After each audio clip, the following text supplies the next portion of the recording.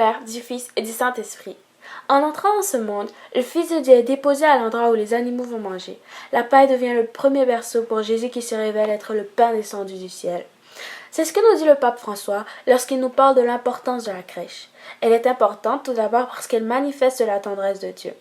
Lui, le créateur de l'univers, s'abaisse à notre petitesse.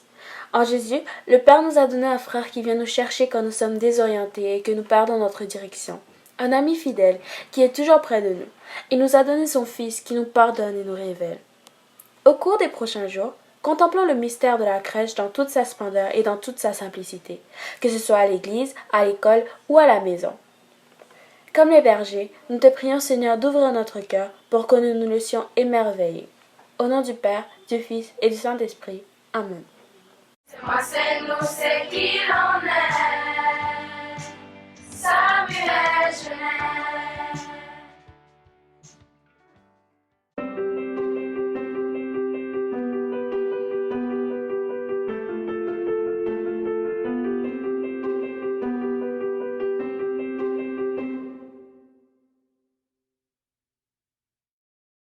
Avez-vous un talent caché?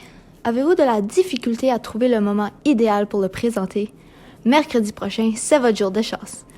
Le mythe du mercredi portera sur vos talents cachés.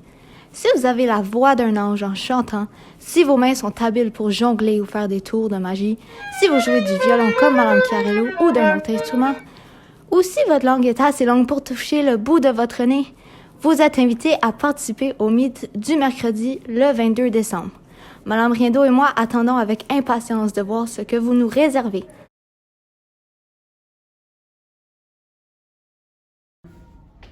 Hey les animaux, est-ce que vous êtes tannés d'être coincés dans les masques jetés à la poubelle?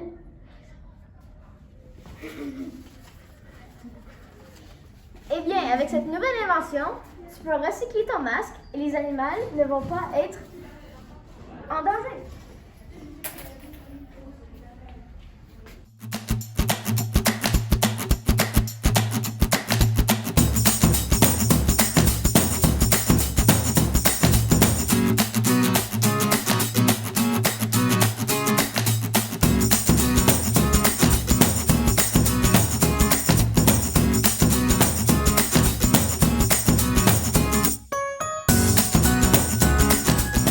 Facile comme ça.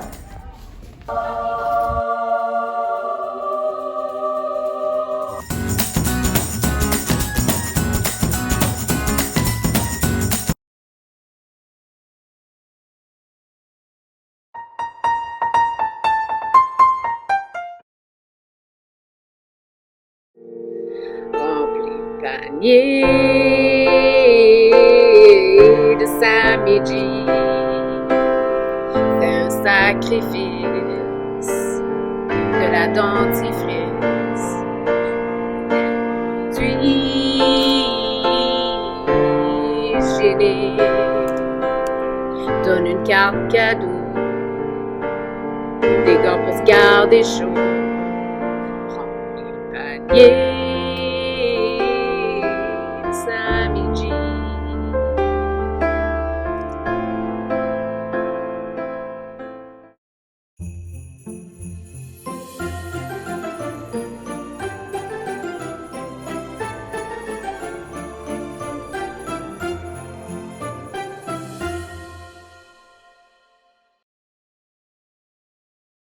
Bienvenue à Cadeau Mitaine. Le représentant de niveau ayant déballé son cadeau le plus vite se méritera des points pour les grands jeux.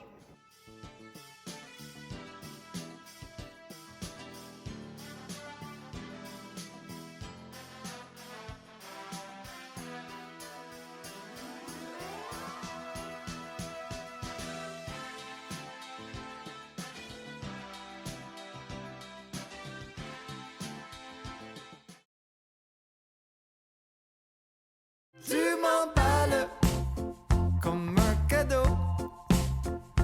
Tu m'emballes, tu me couvres la peau de ton papier. Je suis captif, pris dans ton ruban adhésif. Tu m'emballes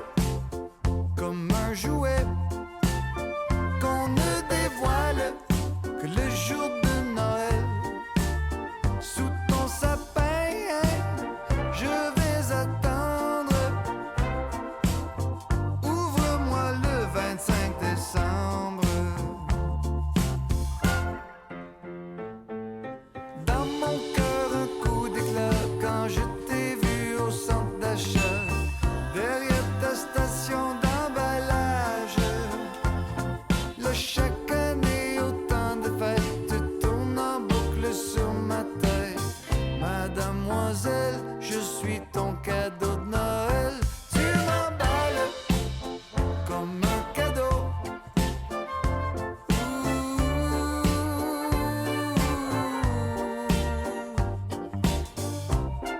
Félicitations au merveilleux gagnant!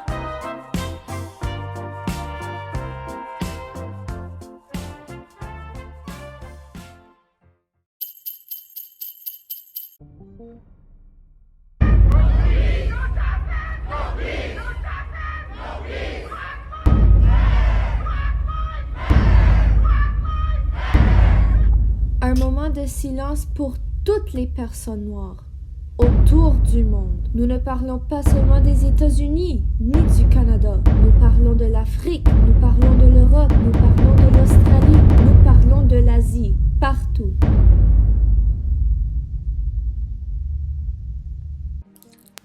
Le comité BLM vous présente aujourd'hui une capsule pour reconnaître nos alliés. Chers membres du CCSG, comme vous le savez, le racisme est malheureusement une réalité encore présente dans notre quotidien. Mêlé à la discrimination, on le voit dans la vie de tous les jours, comme dans l'exclusion systématique dont souffrent les personnes d'ascendance africaine et autres minorités. Le racisme est un mal profondément enraciné. En tant que citoyens et citoyennes du monde, c'est notre devoir de l'éradiquer. Où qu'il soit, nous devons le condamner sans réserve, sans hésitation, sans détour. Même s'il reste encore un long chemin à parcourir pour mettre fin au racisme, il est très important de prendre du temps pour reconnaître les alliés exemplaires qui ont aidé dans le mouvement antiracisme, qui se sont battus pour les droits civils, contre l'esclavage, la discrimination, la ségrégation et encore plus. Sans ces gens, nous ne serions pas là où nous sommes aujourd'hui. Voici quelques exemples d'alliés reconnus. Rosa Parks, Oprah, Nelson Mandela, Denzel Washington, Chadwick Boseman, Dave Chappelle, Michelle Obama, Maya Angelou, Simon Biles, LeBron James. Les alliés déjà présentés sont ceux que l'on connaît déjà. Mais qu'y a-t-il de ceux qui sont passés inaperçus et qui ont quand même contribué à la cause en marquant ceux qui les entourent et leur communauté? On vous présente maintenant certains de ces alliés inconnus mais mémorables. Carrie Ann Best et Lulu Anderson. Ces deux figures sont très importantes dans l'histoire des Canadiens noirs. Elles représentent les Rosa Parks du Canada. Carrie Ann Best a été expulsée de son école au Nouveau-Brunswick, son crime étant d'être noire, tandis que Lulu Anderson a défendu la justice raciale à Edmonton, en Alberta, en 1922. C'était une époque où la violence raciale était monnaie courante. Les théâtres albertains présentaient souvent des spectacles de scènes interprétés par des blancs maquillés en blackface qui ridiculisaient les personnes d'ascendance africaine. Dorothy Cann est une figure majeure de la lutte contre le racisme aux États-Unis. Née à Charlotte en Caroline du Nord, elle est la première étudiante noire à avoir été inscrite dans une école ségrégationniste en 1957. Suite aux menaces physiques et verbales, aux appels téléphoniques et au harcèlement que elle et sa famille subissaient, elle déménage à Philadelphie après seulement 4 jours de cours. Son courage en a impressionné plus d'un et a marqué l'histoire de la lutte contre la ségrégation raciale. Patrice Cullors, Alicia Garza et Opal Tometi sont les fondatrices de Black Lives Matter. Leur création a donné un nom mondial au mouvement culturel en constante évolution, selon lequel les vies noires méritent le même respect, le même traitement humain et le même niveau de vie que les autres. Ces 3 femmes ont créé un espace inclusif et non violent pour faire respecter ces idées à l'échelle locale, nationale et même internationale par le biais de campagnes de protestation et de médias sociaux. Callers, Garza et Tometi ont chacun été nommés sur la liste des personnes les plus influentes du Times en 2020.